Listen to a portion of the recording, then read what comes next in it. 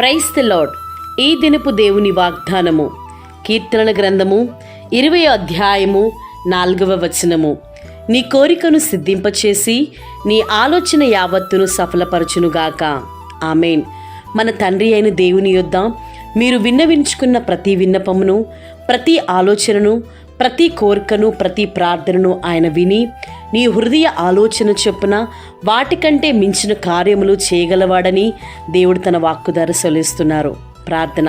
పరిశుద్ధుడా, జీవము కలిగిన తండ్రి, నీ బిడ్డలు ప్రార్థించు ప్రతి ప్రార్థనను, వారి కోరికలను, వారి విన్నపమును ఆలకించి తగిన సమయమందు జవాబు అనుగ్రహించి వారి కోరికను సఫలీకృతము చేయువాడవని విశ్వసిస్తూ ఇది మొదలుకొని వారి జీవితంలో, వారి కుటుంబంలో వారికి కలిగి ఉన్న ప్రతి కోరికను నీవు తీర్చి నీ కృపలో వారిని ఆశీర్వదించమని వేడుకొనుచు క్రీస్తు పేరట అడిగి వేడుకొనుచున్నాం తండ్రి. ఆమెన్. God bless you.